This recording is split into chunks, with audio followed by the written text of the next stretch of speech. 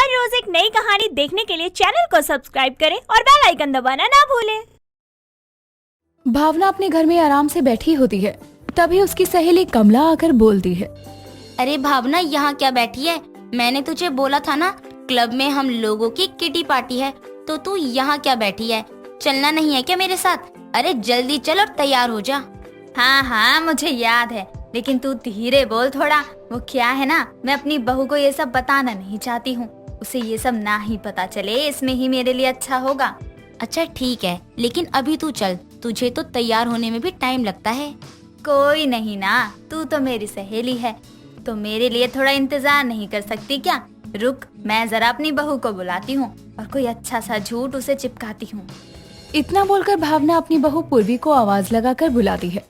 पूर्वी के आते ही भावना बहुत सीधी सी बन जाती है और अपनी बहू से कहती है, बहू, वो यहीं पास में सत्संग हो रहा है ना, कमला भी वहीं पर जा रही थी, तो मैं यही बोल रही हूँ कि मैं भी वहाँ सत्संग में ही जा रही हूँ। मेरे पीछे से तू घर का ध्यान रखियो अच्छे से। माँ जी, ध्यान तो मैं रख लेती, लेकिन वो क्या है ना, मेरी सहेली का आज जन्मदिन है, तो मैं वहीं जा रही थी। मैं आपको बताने ही वाली थी थोड़ी देर में। अच्छा तो कोई बात नहीं, तू भी चली जा अपनी सहेली के जन्मदिन में, लेकिन जाते समय घर पे ताला लगा कर जाइयो। आजकल वैसे भी बहुत चोरियां हो रही हैं। ठीक है, चलती हूँ मैं अब। अच्छा है, अब मैं घर से ही अच्छे से सज धज के जा सकती हूँ। माँ जी भी घर पर नहीं है, और माँ जी को क्या पता मैं दोस्त की बर्थडे पार्टी में जा रही हूँ या फिर कहीं और जा रही हूँ। भावना सत्संग का बहाना बनाकर निकल जाती है और पूर्वी भी कुछ देर में अपनी दोस्त की बर्थडे पार्टी का बहाना बनाकर चली जाती है। दोनों ही सास बहू के बीच में बस झूठ था और इत्तेफाक से दोनों की पार्टी एक ही क्लब में होती है। दोनों अपने अपने दोस्तों के साथ एंजॉय कर रहे थे। तभी पूर्वी की नजर अपनी सास पर जाती है और अपनी सास को क्लब में देखकर पूर्वी खुद से बात करते हुए कहती है, माँ जी और क्लब में? छोड़ो ना, मुझे क्या, ये खुद तो कोई झूठ बोलकर बच जाएंगी, लेकिन मुझे अगर माँ जी ने देख लिया तो मैं नहीं बचने वाली। निकल ले पूर्वी तू यहाँ से। इतना बोलकर पूर्वी वहाँ से जाने लगती है। पूर्वी को क्लब से बाहर जाते हुए उसकी सास देख लेती है और भावना भी खुद से बात करते हुए कहती है, बहू यहाँ? भावना, तू तो निकल ले यहाँ से। बहू की तो अभी उम्र है पार्टी करने की, उसे कोई कुछ नहीं बोलने वाला, लेकिन तुझे तो जरूर बोलेंगे सब। चली जाती हूँ वापस घर। भावना और पूर्वी इस डर से वहाँ से चले जाते हैं ताकि उनका झूठ ना खुल जाए। और दोनों सास बहू इतने बड़े झूठे थे कि ऐसे ही कई दिन तक दोनों सास बहू झूठ बोलते रहते।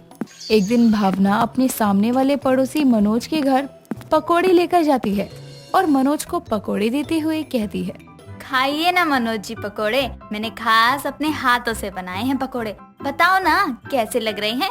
थैंक यू मेरे लिए पकोड़े बनाने के लिए, लेकिन मैंने तो कुछ बोला ही नहीं था। मनोज जी, अब क्या आप कुछ बोलेंगे तभी मैं आपके लिए कुछ खाने को लाऊंगी। मैं क्या अपनी मर्जी से आपके लिए कुछ नहीं कर सकती? इतना भी हक नहीं है क्या मेरा आप पर? मनोज भावना की बातें चल ही रही थी कि इतने में पूर्वी भी मनोज के बेटे संजय के लिए पकौड़े लेकर आती है और वहाँ अपनी सास को देखकर पूर्वी कहती है, माँ जी आप यहाँ क्या कर रही हो, और आप कब पकोड़े लेकर आई?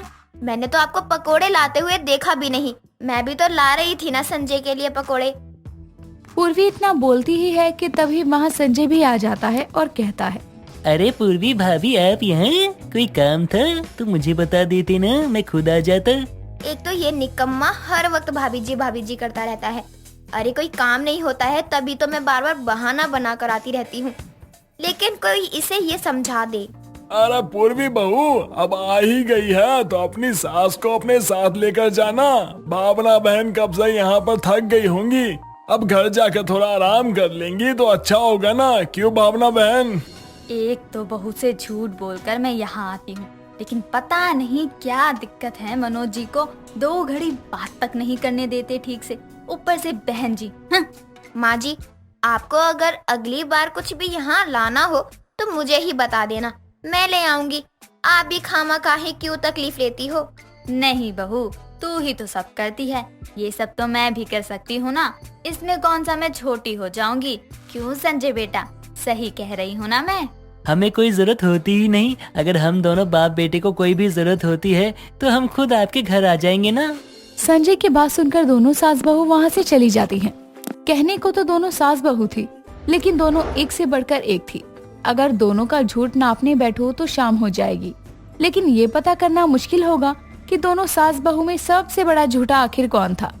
लेकिन दोनों को कहीं न कहीं ये तो पता चल ही गया था कि कोई दूध का धुला नहीं है, बल्कि दोनों ही झूठे हैं। ऐसे ही एक दिन पूर्वी रसोई में खाना बना रही थी, तभी उसके पास भावना आती है और कहती है, बहू, वो मेरे बेटे ने पैसे भिजवाए थे ना, जरा दियो तो, मुझे कुछ काम है। माँ जी आप किस पैसे की बात कर रही हो? अरे घर के खर्चे ही इतने हैं कि पैसे कब आते हैं कब जाते हैं कुछ पता ही नहीं चलता। महंगाई तो आसमान छू रही है। ये भगवान, कैसे सफेद झूठ बोल रही है। अभी 4 दिन पहले तो पैसे भिजवाए हैं। बहू, इतनी जल्दी सारे पैसे खत्म कैसे हो सकते हैं? कुछ तो होंगे ही ना। नहीं माँ जी, अगर होते मेरे पास तो मैं खुद ही आपको दे देती ना, आपको बोलने की भी जरूरत नहीं पड़ती। मैं तो इससे ज्यादा कुछ बोल भी नहीं सकती। कई बार तो इसने खुद मुझे यहाँ वहाँ घूमते देखा है। ये तो मेरे सारे झूठ यहीं खड़े खड़े खोल देगी। भावना वहाँ से चली जाती है। भावना के जाते ही पूर्वी कहती है, बच गई मैं। अच्छा हुआ माँ जी मान गई और कुछ बोला नहीं, वरना मुझे तो यही लग रहा था कि माँ जी मेरे पुराने झूठ ना खोलने लग जाएं। कोई बात नहीं, अगर माँ जी कुछ बोलती तो मैं खुद सुना देती। सास बहू और झूठ अब घर में यही चल रहा था और कुछ नहीं। बस इसीलिए कोई कुछ नहीं कह रहा था कि उसे डर था कि उसका झूठ पकड़ा ना जाए। लेकिन एक दिन जब पूर्वी अपने लिए नई नई साड़ी लेकर आती है तो भावना उसे देख लेती है और तुरंत उसके पीछे कमरे में जाती है और पूर्वी से कहती है, बहू, उस दिन तो बड़ा बोल रही थी कि पैसे नहीं हैं, और अब ये कहाँ से लाई है? माँ जी वो थोड़े पैसे बच गए थे तो मैंने सोचा साड़ी ही ले लूं। सच में तू तो बहुत बड़ी वाली झूठी निकली। हमेशा झूठ ही बोलती है। यही सिखा के भेजा है क्या तेरी माँ ने तुझे? अपनी सास के साथ सास बहू और झूठ यही करती रही हो बस। माँ जी आप मुझे बोल रही हो तो जरा खुद को भी तो देखो ना, आप भी तो कुछ कम नहीं हो। सच में सास बहू में तो झूठ ही चल रहा है, क्योंकि मेरी सास के झूठ की भी तो कोई सीमा नहीं है। बहू, तू मुझ पर झूठा इल्जाम लगा रही है। अच्छा तो आप उस दिन सत्संग के नाम पर क्लब में क्या कर रही थी? आपकी फोटो दिखाऊं क्या? बहू, तू मेरा झूठ निकाल रही है तो तूने मुझे क्लब में कैसे देखा?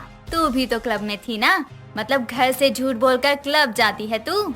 माँ जी देखिए, भलाई इसी में है कि हमारे झूठ को हम भूलकर एक नई शुरुआत करें।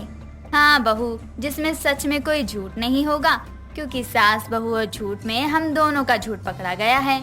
भावना और पूर्वी दोनों नई शुरुआत की बातें करते हैं, लेकिन अब ये तो वो दोनों ही जानते थे कि ये भी सच है या एक नया झूठ। दोस्तों, अगर आपको ये कहानी पसंद आई तो इसे लाइक करें, शेयर करें और कमेंट करके बताएं कि कहानी में आपको सबसे अच्छा क्या लगा।